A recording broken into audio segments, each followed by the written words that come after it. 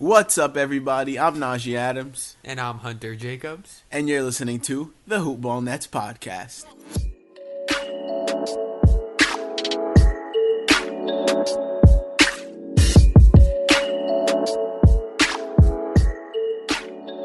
So, this episode is actually pretty packed. It's the last episode we're going to record before the trade deadline. So you guys are going to be hearing this before the trade deadline, of course. But before we get into everything, we're going to talk about D'Lo becoming an all-star, Caris Levert on his way back, answer some listener questions. We have this little segment where we both came up with 3 trade deadline deals that we want them to make, and neither one of us know what the other came up with, so that should be fun. We're going to do an all-star mock draft and then end it off with a Brooklyn Baller of the Week. So I hope you guys are excited. Make sure you stay tuned for every bit of it. But before we get into it, make sure you guys subscribe to us on iTunes at Hoopball Nets. You can look up Brooklyn Nets for the first podcast that comes up. Not to tune our own horn, but toot toot. And make sure you guys subscribe to us. Make sure you guys go follow us on Twitter at Hoopball Nets. Make sure you leave a 5-star rating and review. All reviews are getting read on the podcast. We have 2 new ones today. So let's get into them. By Tanner Berglund. He actually left us a review last time. It was 4-star, and it was about how Jared Dudley sucks, so we agree. And he actually left us another one entitled 2 Max Deals This Offseason. It's 5-star. Tanner said, I left 5 stars for you boys last time, but I'll do it again. I love your podcast. This offseason, we have a chance to sign 2 max contracts. Who would you like the Nets to sign if they had a chance to pair 2 big names together? So thank you, Tanner. We're going to answer that question when we get to listener questions. And then the next review is from BigMon45. Keep it up. 5-star review. Love listening to you guys every week or so. This youth movement by the Nets is exciting for the league and the city. Great job, fellas. Exclamation point, exclamation point. Thank you, Big Mon and Tanner Berglund. We appreciate all of the support, all the love. Make sure you guys go be like Big Mon and Tanner Berglund and go leave a review. And shout out to Hawaiian House Kona Coffee Company for sponsoring this podcast and every other Hoopball podcast. You can look them up on Twitter at Hi Kona Coffee, HIKONA Coffee, or Amazon. Make sure you guys go check them out. Whew. That was a mouthful. But, before we get into everything, we're just going to talk about the game recap. Yeah, the Nets are on a losing streak of 3 games, but they still stand in the 6th seed. They are 28-27, but luckily the Hornets are right below them, and they're a game back. They're also on a losing streak, and the Heat are, 2 games back? They're on a 3-game losing streak. The Nets, Hornets, and Heat all have 27 losses, but the Nets are 4 games ahead in the win column. So the Heat would have to go 4-0 in those makeup games, and the Hornets 2-0 to match the Nets. So, yeah, the Nets went 0-3 this week. No baller of the week. No baller of the week because we haven't done this in a while, too. Usually it's been a baller of the week every time because they've been scorching hot, but they've hit a little slump right before the All-Star break. I honestly don't want to put too much into it because I feel like the guys are just tired, and since they have so many players in the All-Star festivities, they just kind of want to get through it, and get Caris Levert back and get on with the rest of the season. So I feel like it's just fatigue. But we're just going to run through these games really quick. So they played the Spurs on Thursday, and they lost 114-117. It was a close game. Came down to a Shabazz Napier 3 that Hunter thinks should have been a foul.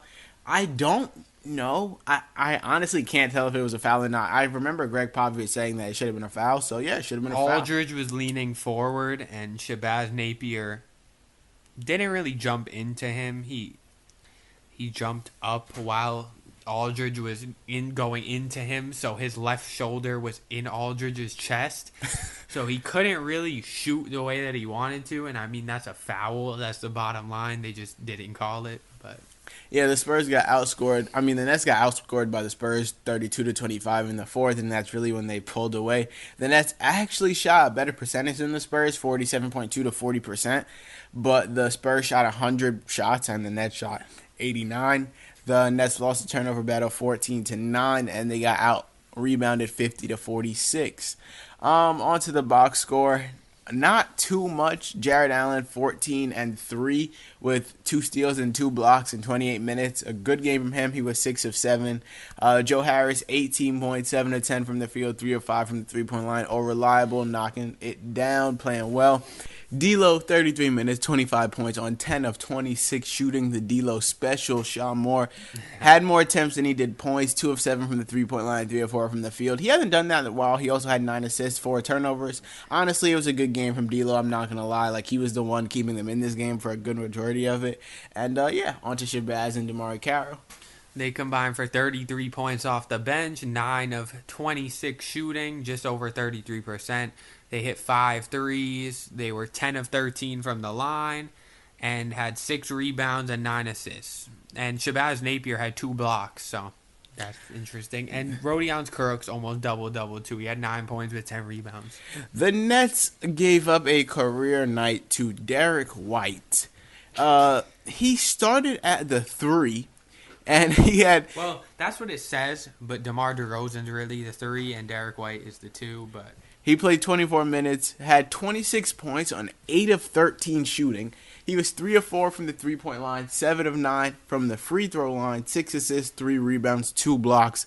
They got torched by Derek White. It seems like the guards like Derek White, DJ Augustine, people like that just seem to just fry the Nets. The people you don't time. expect to cook them. Just every time they get fried by the unlikely suspect, the silent assassin on they got fried by roster. Patty Mills. 17 points in 30 minutes, 6 of 13 shooting from Patty Mills. The only other player to score in the 20s with Derek White was LaMarcus Aldridge. 37 minutes, 20 points, 5 of 13 from the field. This should not have been all-star LaMarcus Aldridge. Yeah, he had 20 and 13. He shot 10 of 11 from the free throw line. Most of his points came off free throws, to be completely honest. Didn't hit a single 3. Free Rudy Gobert. Rudy Gobert. I felt so bad for him because he was literally, and like Draymond Green and Iggy making fun of him, that's sick. Because he gets an extra $1 million if he would have made the All-Star game. And so his mom called him crying. Yeah, and that's then he so has to do sad. a press conference about the guy is the best defensive big man in the NBA. He affects every shot at the basket, and he leads the Jazz to wins when he plays. LaMarcus Aldridge is like he's having an okay year, one of his down years. I just don't think he deserved it. Nothing against Aldridge, he's a great player, but I don't think Rudy this year he Gobert deserved made it easily.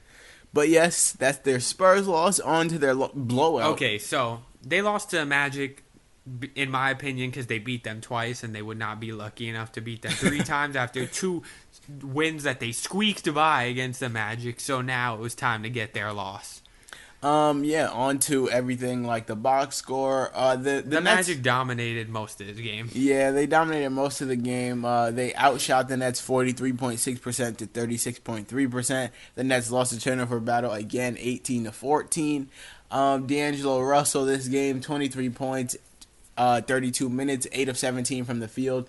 6 assists, 5 turnovers, so not his best performance. He was the only player with more than 15 points. Shabazz had 15 on 5 of 13 shooting with 3 threes, and Ed Davis hit double figures with 11 points and 16 rebounds on 4 of 8 shooting. I cannot say enough how much of a steal Ed Davis was for the Nets in the offseason. And I really hope he signs a vet min and comes back I hope he next comes season. back. He's such a valuable player to them because offensive rebounds was a huge problem for them last year, and they get out offensive rebounded every now and then. But usually they hold their own. On to the Magic. DJ Augustine did not cook them this game. He only had 12 points on 4 of 7 shooting, but they got cooked by All-Star Nikola Vucevic. 24 points on 12 of 22 shooting, 12 rebounds, 4 assists, 3 blocks. And Jonathan Isaac put on a showing in this game. He had 10 points, but he had 12 rebounds, 3 steals, and 3 blocks. So his defense was all over the place. And then Aaron Gordon, 37 minutes, which was a team high. He had 15 points, 6 of 17 from the field. Special. Yeah, the D-Lo special for Aaron Gordon. 5 assists, 2 turnovers, 1 steal, and 1 block. And Magic blew out the Nets 102-89. On to their game versus the Bucks. There was really no chance they were winning this game from the start. 113-94. Giannis basically just took over and destroyed them the entire game. Nearly triple-double, 30, 15, and 9. Yeah, the Bucks shot 42.6% from the field. The Nets shot 32.4%. So this is the best way to describe the game. There was 1 lead change. That's insane. Early in the first quarter. And if this should show you how bad the Nets played. They took 42 threes and made 5 of them. They took 42 3-pointers and made 5. The Bucks aren't much better. They took 39 and made 10. And Giannis airballed the free throw. Giannis airballed the 3-pointer. The Nets bench went crazy. But let me just reiterate the fact that the Nets took 42 threes and made 5 of them. And on to the box score. They just weren't having it tonight. They just were off tonight. No one had 20 points. Again, D'Lo was the only one with more than 15, and Shabazz again had exactly 15 points as the second scorer. D'Lo had 18 points in 28 minutes, 7 of 20 from the field. Special. 5 assists, 1 turnover. Shabazz Napier, 15 points on 15 shots. 0 of 10 from 3. So, I mean, take him out and they're 5 of 32, but I mean, still, he was 0 of 10. 0 of 10, man. Come on. And then on to the Bucks. Giannis, 30 points, 12 of 19 from the field, 0 of 2 from 3. One of them was an air ball. 15 rebounds, 9 assists, 3 blocks. The man is a monster. Malcolm Brogdon, 25 minutes, 16 points on 7 of 16 shooting, 8 rebounds, 1 assist. And then Eric Bledsoe, 15 points, 6 of 16 from the field. There should have been All-Star Eric Bledsoe over Chris Middleton. Oh, okay, If you're going to pick a buck, it should have been Bledsoe, in my opinion. Chris Middleton he had 12 points on 12 shots, so I don't know what. And Eric Bledsoe had 15 points on 6 of 16 shooting with 5 steals and a block. Yeah, we already got into how we don't think Chris Middleton deserves to be an All-Star, but so we'll just leave that alone. And yeah, that concludes the game recaps. Now let's really get into the episode. Last episode, we were ranting about how D'Lo didn't become an All-Star because we recorded it when the All-Star reserves were announced. Thankfully, our guy became an All-Star. As we figured would happen. It was between him and Jimmy Butler, and he pulled it out. His first All-Star game of many, hopefully. And this is a big thing, not only for him, but for the Nets. Because, I believe they haven't had an All-Star since Joe Johnson. Yep, since Joe Johnson. So this is a big step in the right direction for them, and it shows free agents that, hey, we got an All-Star here. So now you can come build with D'Angelo Russell. And I'm just saying D'Angelo Russell is going to win the All-Star MVP. That's just my bold prediction. More great news. Caris Levert is on his way back. And he could return before we even expected, before the All-Star break. Woo!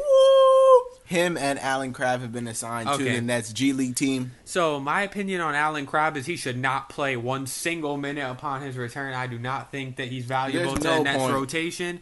I don't think he really helps all that much, and Karuk should take all of his minutes. I hope so. Yeah, that contract is horrible. One of the worst moves of the Sean Marks, Kenny Atkinson era. They definitely shouldn't have made that deal for Allen Crabbe. I mean, we know he played way better last season, but still, his contract is pretty bad, and it's going to be hard to move, and it's going to hinder them come free agency and the trade deadline for years to come. But Caris is coming back. Their starting shooting guard is back. Joe Harris will move to 3, and who do you think will be their starting 4 next to Jared Allen? So their lineup's probably going to be D'Lo, Levert, Joe Harris, blank Allen. Probably Rondé. You don't think Karuk stays in the starting lineup and plays the 4? Yeah, maybe. Either him or Rondé. I think Trevion Graham is taking a seat soon, and he's going to lose most of his minutes. He might lose minutes to Allen Crabbe, but I do believe... I mean, yeah, they have to play Allen Crabbe because they paid him all that money. You can't just have that sit on your bench. So they're definitely going to play. That's what Timofey Mozgov is doing. I mean, that's what Jared Dudley does. Jared Dudley's contract is pretty beefy, to be honest. It's $9 million, I believe. Yeah, his contract isn't just some vet min. It's a good amount of money for him. But yes, Caris Levert is on his way back, so we're excited. Hopefully, we already know all Nets fans are excited. NBA Twitter itself is excited because he was having such a great season, averaging 20 points per game before he went down and on his way to his first All-Star berth. Hopefully, the Nets can have a All-Star backcourt in the future of D'Lo and Caris Levert, but they got one piece of it in D'Lo. On to listener questions. So we shouted out our guy, Dwayne Chandler, last episode, and he has yet another question for Hunter. He shouted us out on Twitter again, and he wanted to ask Hunter a question. The question was, since Hunter's a Celtics fan, do you want Kyrie to re-sign, and do you think he would be a good fit on the Nets if he left, seeing how he's acted? Okay, so I know this is not a popular opinion, but I will be very happy to see the day that the Celtics do not re-sign Kyrie Irving, sign Terry Rozier and give him his money, and use the rest of the money they would have given Kyrie to sign another rotation piece, role player, starter level player maybe. I would like to see them get Rozier and another piece that will be useful, because at this point, when Rozier starts, he's a different player than the Rozier you see off the bench. The Rozier off the bench negatively affects other teammates. When he starts, that's a different story. He plays like the playoff version of himself. I would love to see him start for an entire season, and I believe that Kyrie's going to leave, and I'm perfectly okay with that. If he re-signs, am I going to be mad? Of course not. It's Kyrie Irving, but I would not be mad if they got rid of him, and I hope that they can use his money somewhere else. I would love them to get maybe Bojan Bogdanovic and Terry Rozier, or Terry Rozier and Tobias Harris maybe, if they somehow get enough money. But I just am okay with seeing Kyrie go at this point. So on to his second part of the question, do you think he'd be a good fit with the Nets? No, because D'Angelo Russell and Caris Levert. Well, yes, if he signs, because then they let D'Angelo Russell walk. They're not gonna sign D'Angelo Russell probably until late in the offseason, or until he gets an offer sheet from another team. The thing is, he's restricted, so it's not like they can just wait. No, they're gonna play the waiting game until someone gives him an offer sheet. If the Suns don't have, like, let's say LeVar Ball's chatting, so let's say the Suns don't get Lonzo. Let's say the Suns don't have Lonzo, and the Lakers don't do this trade or whatever, and the Phoenix Suns still don't have a point guard. I say they throw D'Lo a max. And if they do, the Nets are likely going to match it, leaving them with little cap space. They'll have enough for one other max guy, which I believe will be used on Tobias Harris. But if Kyrie wants to join the Nets, let's say, they're going to let D'Lo walk and sign Kyrie. That's the bottom line. They're going to let D'Lo walk, they're going to sign Kyrie, and then they're going to pair him up with Tobias Harris probably. I just don't know if Kyrie would be a good fit because, in all honesty, Kyrie's a chuck. Like, he's not anymore. He's not the point guard that I feel like the Nets need. Like, the Nets are a very team-based organization. Like, they don't revolve around one player. But Kyrie has been getting over 10 assists almost every game. Ever since the Celtics had a heated altercation, Kyrie has become a passer. He has that in his game. He just doesn't use it. He likes to shoot. I don't know. Something about me just can't picture Kyrie in a Nets jersey. I don't know what it is. I don't think it's going to happen by any means, but I think if he goes to any New York team, it's the Knicks. I would be okay. As trash as they are. I would be okay seeing Kyrie leave the Celtics, though. We'll survive without him. We might be better as a whole team, actually. On to the next question. We have a returning question asker, Mike, a.k.a. The Juice. He asked us, who do you think would be a great target for the Nets, offseason or trade deadline? So, obviously, we've really planted our flag on Tobias Harris in the offseason, and I feel like the Nets have too. It was reported that they're going to be one of the primary teams knocking on his doorstep come free agency, July 1st. So, hopefully, we can snag Tobias Harris because I feel like he's the perfect fit for the Nets. However, there are some other candidates that we see as some dark some low horse. Key. I say Marcus Morris, if the Celtics let him go to sign Kyrie. That's a good option because he's a power forward. He could play the 3 or the 4, and he's a very consistent scorer, which is something the Nets need. And he stretches the floor. And the other option is Bojan Bogdanovic return to Brooklyn. And I'm not going to say he would replace Joe Harris, but he'd be another Joe Harris. He could work with Joe Harris if two knockdown shooters. I believe if they get Tobias Harris next year, that Joe Harris would come off the bench because Karooks would be their starting 3 heading into next season. Harris at the 4, and D'Lo and Levert at the 1 and 2. So let's say they get Bogdanovich. He plays 6th man minutes next to Dinwiddie and Joe Harris, all off the bench. I'm okay with that. And I also feel like Bojan is better at creating his own shot than Joe Harris. Like, Joe Harris is more of a spot-up shooter, like shoot off a screen. Yeah. Like, Bojan Bogdanovich can shoot off the dribble, create his own shot, cross some people up, step back, give you a little sauce in between. So I feel like he'd be a good fit with the Nets. Both of which, like, let's say they can't get Tobias Harris or Bogdanovich. I say, if they just get a small piece and they can't get anyone else, I think Taj Gibson would help as a veteran power forward that's not Jared Dudley. That would actually be useful and provide useful minutes. Provide near double-doubles nightly. So I would like Taj Gibson. And then our last listener question from Tanner. He asked us if, since the Nets have 2 max slots, what 2 stars would you like to see come to Brooklyn?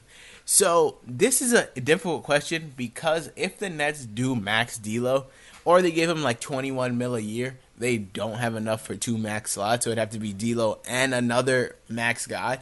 So in that scenario, we would say D'Lo and Tobias. Obviously D'Lo and Kevin Durant, but like that's a dream scenario. A realistic scenario, D'Lo and Tobias, and then the scenario where I believe this is the best team that the Nets would have is if they let D'Lo go and get Kevin Durant and Tobias. That would be a sick team. Because then they have so many options. They could start Caris at the 1 and have him run their offense. They could start Dinwiddie at the 1 and bring Joe Harris off the bench.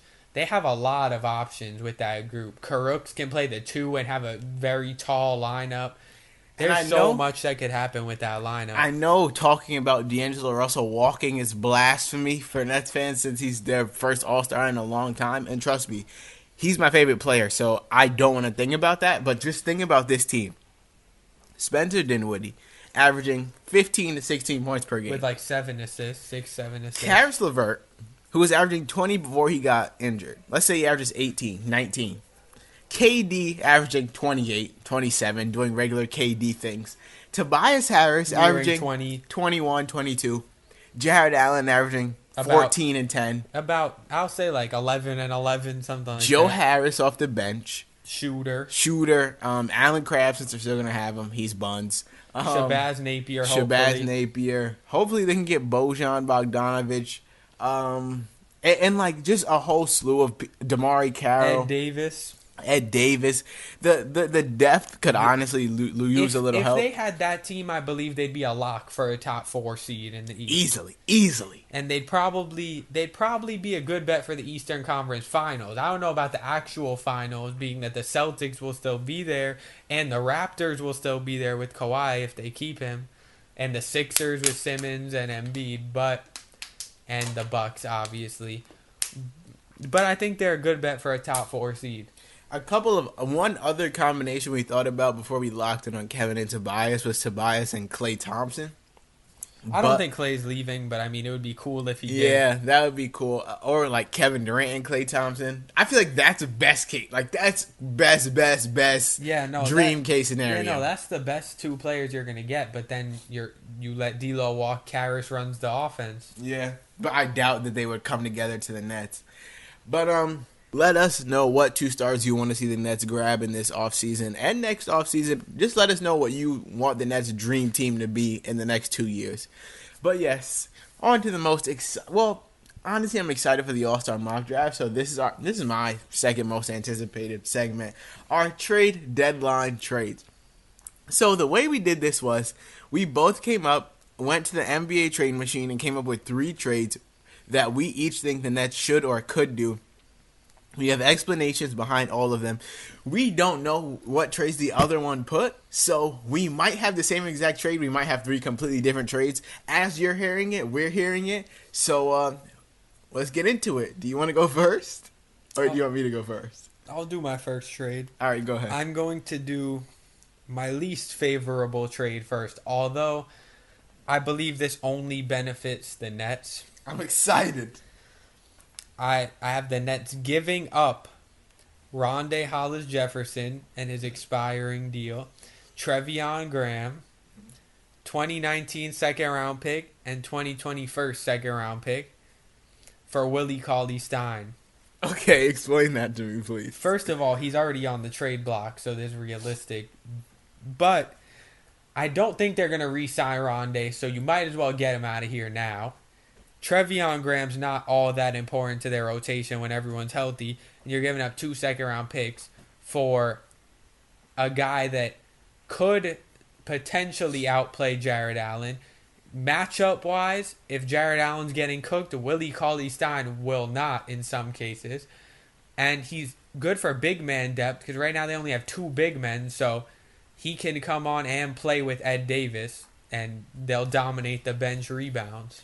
Okay. I honestly like the trade, to be honest. I like Willie Cauley-Stein as a backup center, and like in certain situations, he could be the Nets' best center, in all honesty. Since Kenny Atkinson likes to play matchup-based basketball, Willie Cauley-Stein could start over Jared Allen sometimes. Yeah, if it's like a stretch big type of center like Vucevic. It'd be like a situational thing, like Hunter said. Sometimes they'd start Willie Cauley-Stein, sometimes they'd sub in Jared Allen. I like the trade, honestly. Let me get to my first one. It's going to be the least controversial one because I feel like I have a couple controversial ones.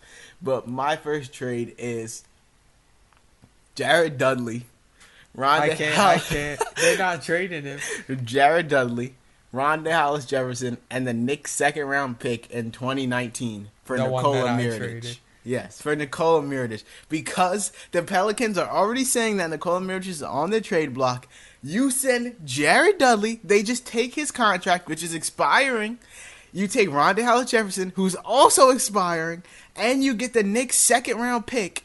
On top of that, if they do trade AD, then they have all the picks the Lakers are giving them, plus another second-round pick. They get Nikola Mirotic out of there because they'll have Julius Randle, Kyle Kuzma, Ivica Zubac. You might as well take it. And the Nets get Nikola Mirotic, a knockdown three-point shooter. I've always been a Nikola Mirotic fan, and He stretches the floor. He's only like 26 years old, so he still has a couple more years to be before he's 30. It's a good trade in my opinion. I think honestly the Nets should do it. And the crazy thing about this is I wrote this trade about 2 days ago. Bleacher Report posted a article today that said like the predictions for the Nets. No, the predictions for the trade deadline. And in it, they had the Nets doing this exact trade. It was like Jared Dudley, a pick, and Rondé Hollis-Jefferson for Nikola Mirotic. I promise you I did not take it from them. They probably took it from me because, you know, I'm an all-star reporter. But I don't know why they would. That just proves that they should do it. So, Hunter, what do you think about the trade? I like it, but I think mine is better. What, for Willie Cauley-Stein? No, I have one for Nikola Mirotic too. Oh, okay. All right, so are you saying that one next? Yes. All right, so tell me what it is. So, I have the Nets getting Nikola Mirotic and the expiring contracts of Darius Miller and Tim Frazier for Allen Crabbe, Rondé Hollis-Jefferson, a 2020 lottery-protected first-round pick, and a 2019 second-round pick. Look. So they're not re-signing Rondé Hollis anyway. They unload Allen Crabbe's contract to create massive cap space. And they're taking on the contracts of Miller and Frazier, who they might waive both of them or one of them. Why would the Pelicans take Allen Crabbe's salary?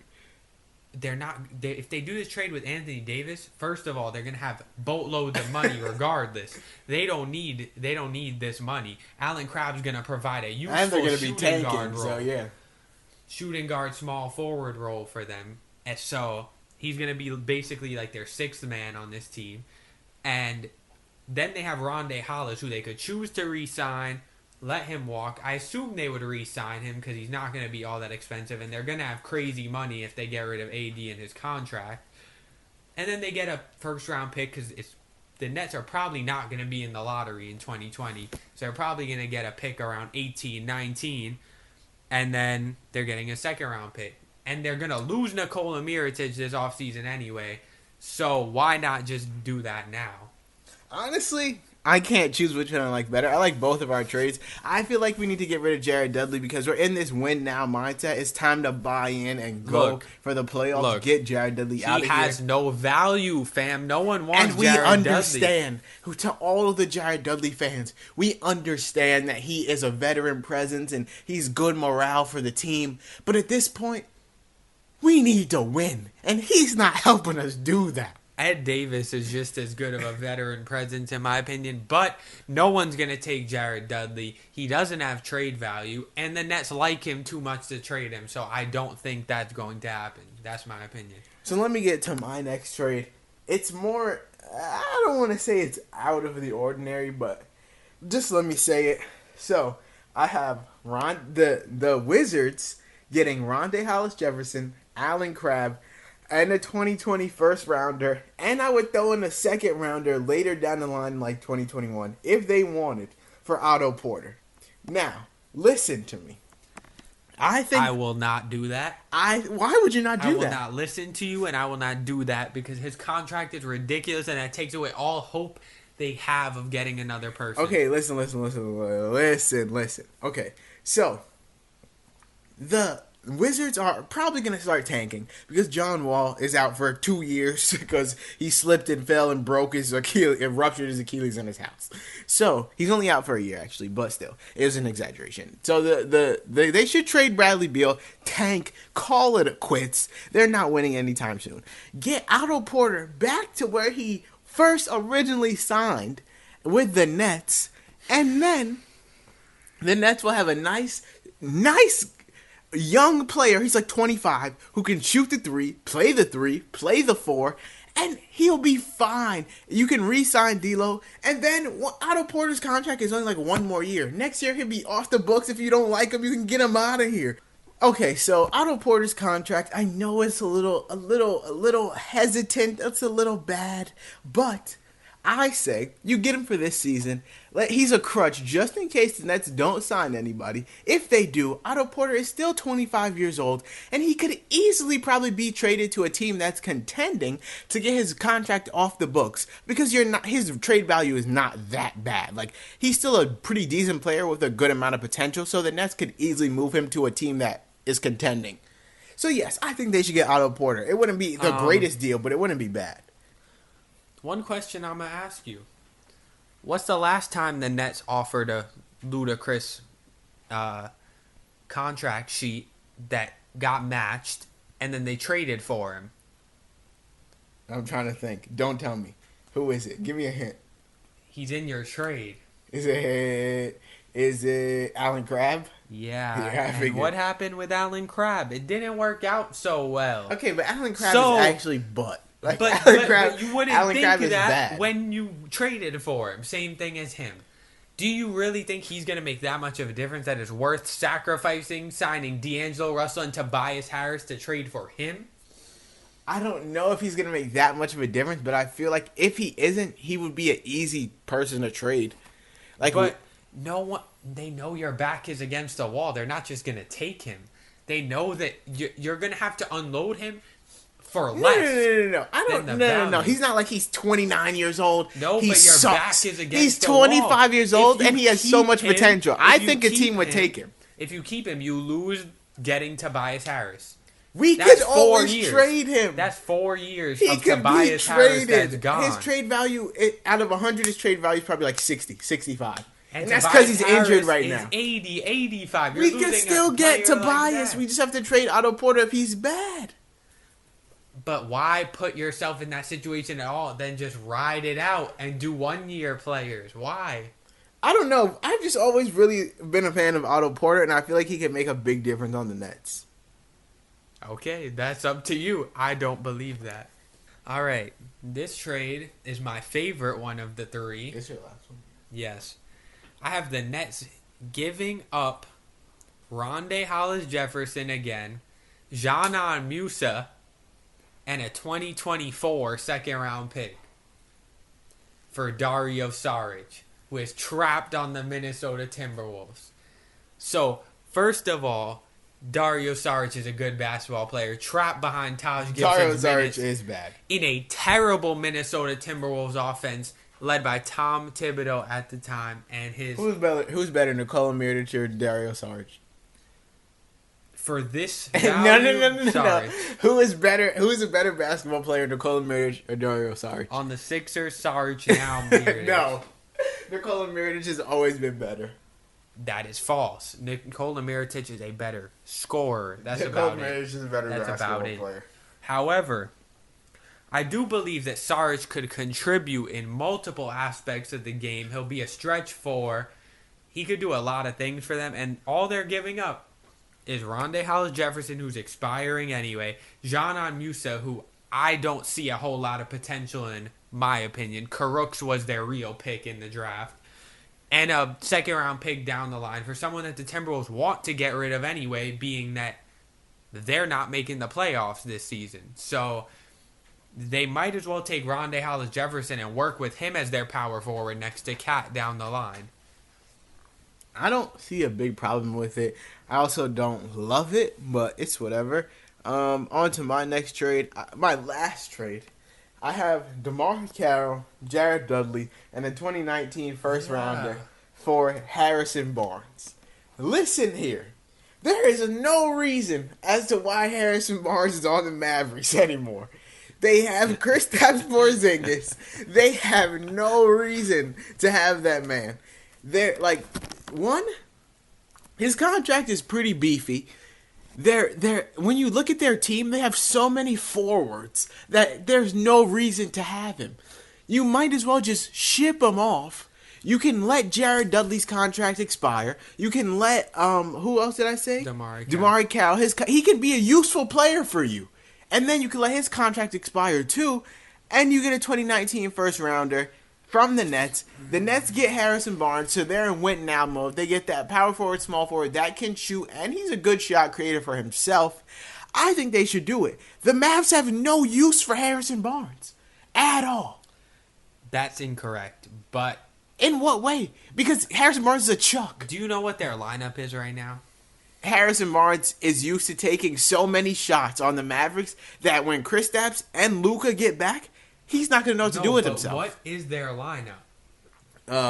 Yogi Ferrell. No. Who's their point guard? Luka Doncic is their point guard. That's the point. Harrison Barnes is steady at the They're small forward. But they don't. Why would you not take a first rounder for Harrison Barnes? Well, you don't really need Harrison Barnes. Dorian Finney-Smith can fill in fine for Harrison Barnes. That's not true. And an offense that's run by Luka and Kristaps, yes, he can. Kristaps is not there. But they're not winning this season anyway. So it doesn't matter. Kristaps will be there next season with exactly. Harrison Barnes. There's no reason for Harrison Barnes to be there. And There's no reason for Harrison Barnes to be there when they could get a 2019 first rounder. So then next season when their team looks like, let's say, Luka, Tim Hardaway, Harrison Barnes, Kristaps, and Willie Cauley-Stein, let's say. Okay, so let's also not a playoff let's team? also That's keep in not a mind. playoff Let's team? also keep in mind that they have free agency too. They can also sign someone in that. Let's keep in mind they also have to pay Kristaps, and they're gonna have to pay Harrison Barnes if they keep him. What are they taking on our expiring contracts for? Because they're bad this season. But what? They don't have any appeal right now. Harrison What do you Barnes mean? is part of their appeal. No, what appeal would they? What do you mean? No one wants Harrison Barnes. No one's intrigued by Harrison Barnes. He's on the trade block. You are underestimating the value and stats of Harrison Barnes. Harrison Barnes is a chuck, and he's this good because the Mavs have had absolutely nobody else. Now this season, when they have Luka, he's been bad. He's having almost an identical season to last season. He also missed almost 25 games this year. He missed like 10, 15 games. He's shooting way better from three. Because he doesn't take as many shots, obviously you're going to shoot better. He's taking one less shot per game. How many less threes did he take per game? He's taking 2 more threes per game. Oh, that's sick. And shooting 40% better. Still, I don't think the Mavs need Harrison Barnes. What is the intrigue behind Harrison Barnes? If anyone's coming to the Mavs, they're not coming for Harrison Barnes. They're coming for Luka and Kristaps. Okay, and is he worth it to lose somebody this offseason? What do you talk? His contract expires in a year. He has a player option for next season. Yes, but why would he take it? he's getting paid $26 million. Oh, yeah, we definitely would take it. But still. So he's locked in through 2019, 2020 if you get him. Which means you miss out again on Tobias Harris. Okay, fine. Let's say, still, you could do the same thing you could do with Otto Porter with Harrison Barnes. You could trade both of them. But the Nets need to win Harrison now. Barnes. What the lineup they have now is not going to get them past the first round of the playoffs. With Harrison Barnes or Otto Porter, they could get past the first round of the playoffs. And that could boost Otto Porter and Harrison Barnes' trade value for them to be traded. I say, regardless, they're not getting past the first round of the playoffs because they're locked at 6th seed and they're playing the Celtics. They could get past the first round of the playoffs. They have a better shot of getting past the first round of the playoffs with Harrison Barnes or Otto Porter than they do with their lineup now. Unfortunately, being the 6th seed is worse than being the 8th seed. Well, they could still drop to the 8th seed because we know how sick their schedule gets later in the year. Finishing as the 8th seed is the best case scenario because you wind up playing the Raptors or Bucks. And I'd much rather play them than the Celtics. Playing the Celtics with Kyrie and now experienced playoff Celtics team is not fun. They're going to lose. They would have a better shot with Otto Porter and Harrison Barnes than they would now. And if one of those players does well, that only boosts their trade value and they can trade them before the offseason. Then you have all your cap space right back and you can sign Tobias Harris. But why? Like, what is the point of getting Harrison Barnes?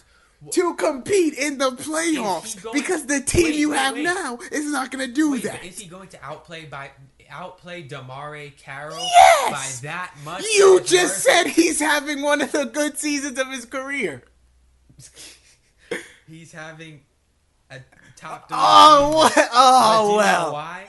Because he's not on the Warriors anymore. And he's only been on the Mets for You're telling me that Harrison Barnes isn't way better than DeMar Carroll. Not way better, but a definite upgrade to DeMar Carroll.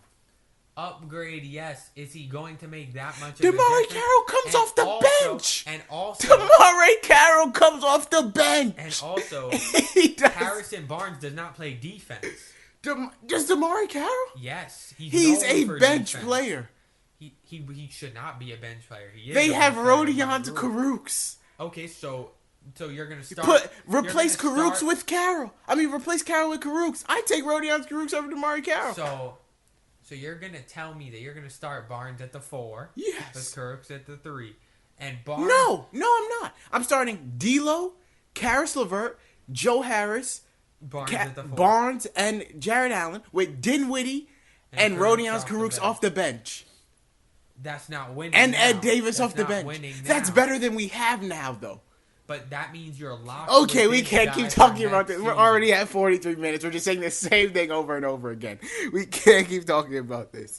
But bottom line, those are our 3 trades. Both of us have obvious different opinions on the 3 trades that we did. Barnes does not play defense. Let us know your thoughts on Twitter and the iTunes review. Make sure to leave 5 stars. Okay, so on to our All-Star draft. We're doing this because obviously D'Lo's an All-Star and a lot of Nets from the All-Star festivities. So the way we're doing it is I'm going to be Team LeBron. Hunter's going to be Team Giannis.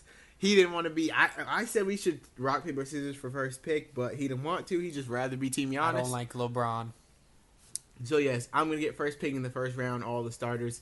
He's going to get first pick in the second round with all the reserves, and I'm going to get first pick in the legacy round with Dirk and D-Wade. So yeah, here we go. My first pick, honestly, is obviously going to be Kevin Durant. I'm picking Steph Curry. There's no doubt in my mind I'm picking Steph Curry. Okay, so you're going with Steph Curry. My pick now, I'm going to go James Harden. I'm smoking you. LeBron, KD, and Harden? Okay. Not even a little bit. With my third pick, I am going Kawhi Leonard. Okay. With my next pick, I'm going Paul George. Joel Embiid. And then I'm going Kyrie. Kemba Walker. You get stuck with Kemba, boy. So my team ended up being, my starters ended up being LeBron, KD, Harden, Paul George, Kyrie. And you have no big man. I don't care. Joel Embiid's not scoring 50 on us. We're lighting you up. I have Steph and Giannis. Okay, And I have LeBron and Joel KD. Embiid and Kawhi. I have LeBron, KD, and Harden. And Kawhi is going to lock Harden. I have LeBron, KD, Harden, Paul George, Kyrie. Okay, that you think is good now until you get to the reserves. Okay, let's go to the reserves. Your pick first. Okay, so pick your first pick of the reserves. Anthony Davis. Okay, so you get AD. I'm gonna go ahead and take. Oh, this is hard. I'm gonna take Russell Westbrook. Oh, I know. Okay, yeah, I'm gonna take Russell Westbrook. Your turn. Klay Thompson. I knew you were gonna go with Klay. I should have taken Klay before you could take Klay.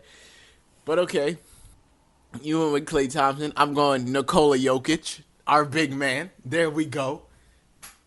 Cat. Okay, I'm going with Bradley Beal. D'Angelo Russell. He was my next pick. Okay, then I'll take Ben Simmons. I don't even know who's left. Chris Middleton, Kyle Lowry. LaMarcus Aldridge. Yeah. That's it. And Blake Griffin. All right, I'll take LaMarcus Aldridge. Kyle Lowry. Stuck with Chris Middleton, boy. Let's go.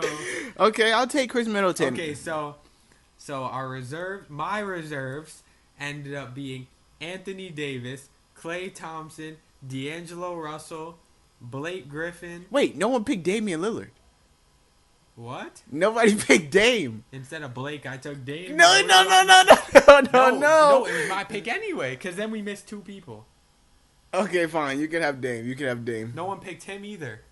I picked Westbrook. Oh, no one picked Vucevic. So I get Dame, you get Vucevic. Okay, I'll take Vucevic. So my reserves ended up being Anthony Davis, Damian Lillard, Klay Thompson, D'Angelo Russell, Karl Anthony Towns, Blake Griffin, Kyle Lowry. Mine ended up being, I don't even remember. Bottom line, I destroyed you in the reserves. No, you didn't. Not a chance. We'll say our official teams at the end, but. And then legacy round, I'm obviously going to take D-Wade because Dirk is trash now. I'm taking old man Dirk Nowitzki, and I'm going to play him all 48 minutes. Yeah, he won't last all 48 minutes. But yes, that concludes our all-star draft. Let us know who you think has a better team. My starters ended up being Kyrie, James Harden, LeBron, Paul George, and who else? Kyrie, LeBron, James Harden, Paul George, and Kevin Durant. My starters were Kemba Walker, Steph Curry, Kawhi Leonard, Giannis Antetokounmpo, and Joel Embiid. Okay, so my reserves ended up being Nikola Jokic, Chris Middleton, Ben Simmons, Nikola Vucevic, Russell Westbrook, Bradley Beal, and LaMarcus Aldridge. And then you got Dwayne Wade. And Dwayne Wade. Who could forget about D-Wade? Okay, my reserves destroyed him in the reserves. Anthony Davis, Damian Lillard, Klay Thompson, Blake Griffin, D'Angelo Russell, Karl Anthony Towns, and Kyle Lowry. At the end of the day, at the end of the game, who's going to be in? Starters. Wait, but at the end of the game, I have Anthony Davis and Joel Embiid for your Paul George and at the end of the game, of the game, my lineup is Kyrie, Harden, Kyrie, Harden, KD, LeBron, Vucevic. Come on, boy. That's Jokic. That's crazy. Okay, and mine is Steph, Kawhi, Giannis, AD, and Embiid. Mine's is smacking yours. What? Mine is pure scoring prowess. I beat you at the one. I don't think you understand. I lock you up. Wait, you beat me at the one. Steph. Okay, you beat me at the one. Who's my 2? Harden? Kawhi's locking that up. Harden is a 40-point man. He's a 40-point machine. Kawhi's locking that up. Okay, so who you locking up? KD too? No, KD. KD has 50 on your head. KD against Giannis, bro. KD is KD. And Giannis is Giannis. Okay, but KD's better than Giannis. That's close now. Okay, and then LeBron and who? LeBron and Anthony Davis. Okay, they're teammates. I love how he said the same thing. Okay, LeBron's better than AD, and then Jokic, Embiid. Jokic is better. Jokic is better in an All-Star game. Jokic is better in an All-Star game. Embiid is better. Jokic literally plays in an All-Star game every night for the Denver Nuggets with his behind-the-back passes. Oh, my goodness. All right. I hope you guys enjoyed this episode. Let us know whose team is better on Twitter and the iTunes reviews. Make sure you go subscribe to us on Twitter at Hoop. Make sure you go follow us on Twitter at HoopBallNets. Make sure you go subscribe to us on iTunes at HoopBallNets. You can look at Brooklyn Nets, HoopBallNets, anything you please. Leave a 5-star rating and review. Our reviews getting read on the podcast. Shout out to Hawaiian House Kona Coffee Company for sponsoring this podcast and every other Hoopball podcast. If you want to follow us individually on Twitter, I'm at Najee Adams _. You can, if you don't know how to spell Najee, Najee Adams _ Hunter's at Hunter _JKR. I hope you guys enjoyed this long episode, and we'll see you all next time.